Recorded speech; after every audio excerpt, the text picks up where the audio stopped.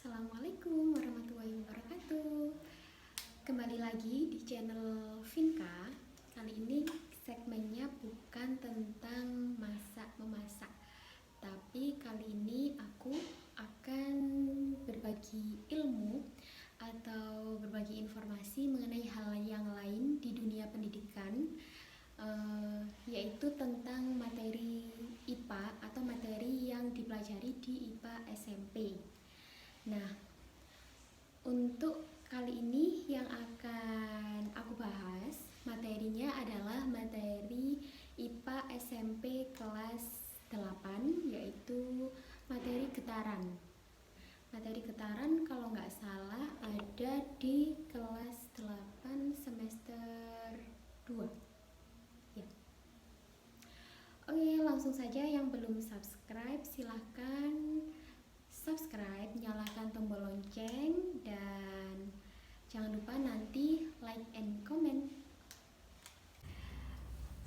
Oke, jadi ini udah aku siapin materi tentang getaran.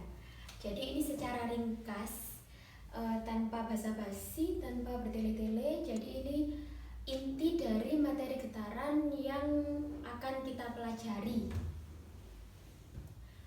Yang pertama yaitu dari istilah getaran sendiri. Istilah getaran itu merupakan gerak bolak-balik melalui titik kesetimbangan. Itu istilah dari getaran.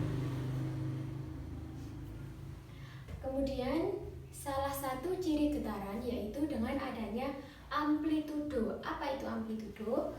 Amplitudo itu merupakan simpangan terbesar.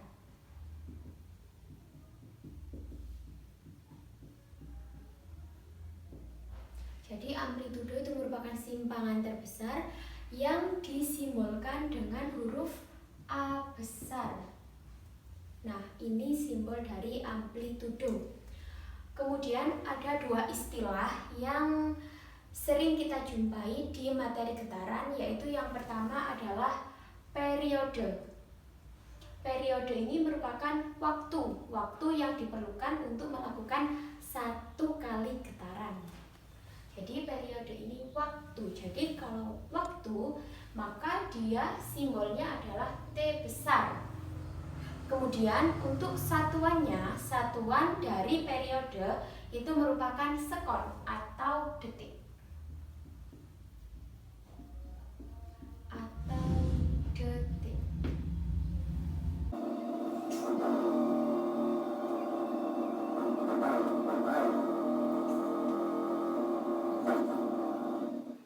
Oke, bisa kita lanjutkan lagi.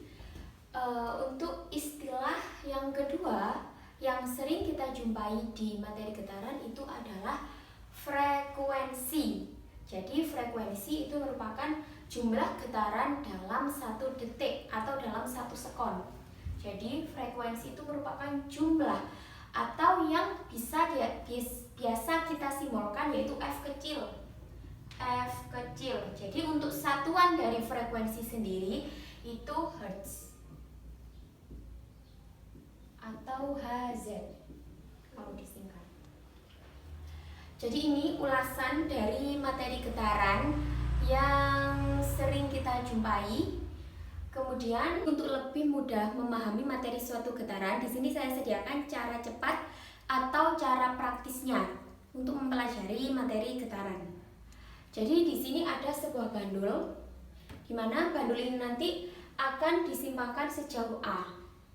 Maka yang disebut satu kali getaran itu dari A ke B ke C, kembali lagi ke B, kembali lagi ke A.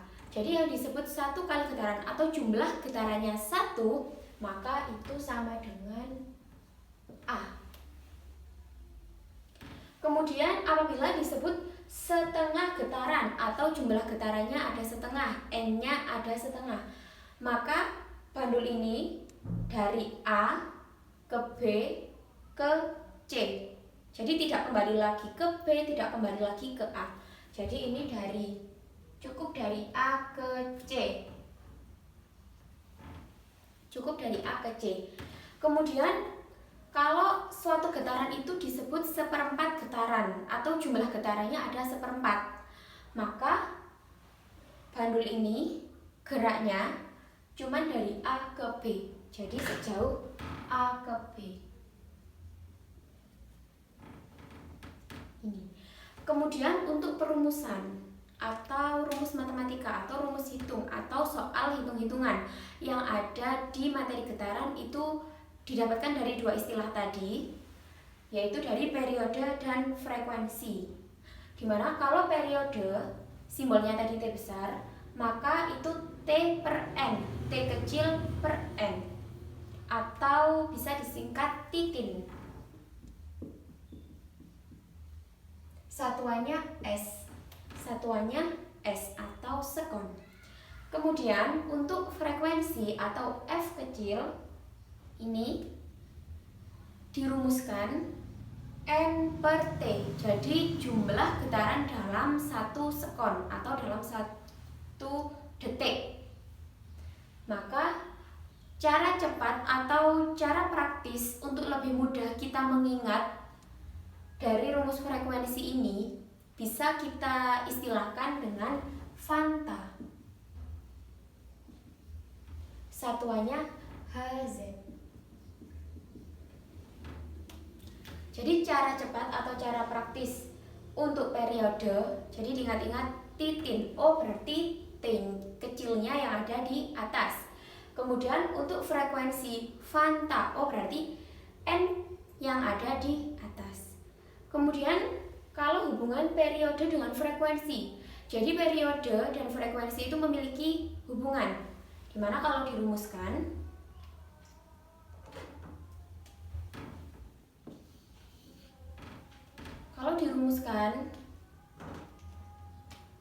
hubungan periode dengan frekuensi itu F sama dengan 1 per T.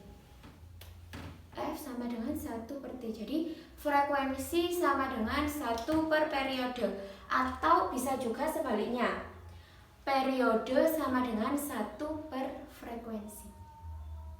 Terima kasih. Jangan lupa subscribe, like, comment, and share.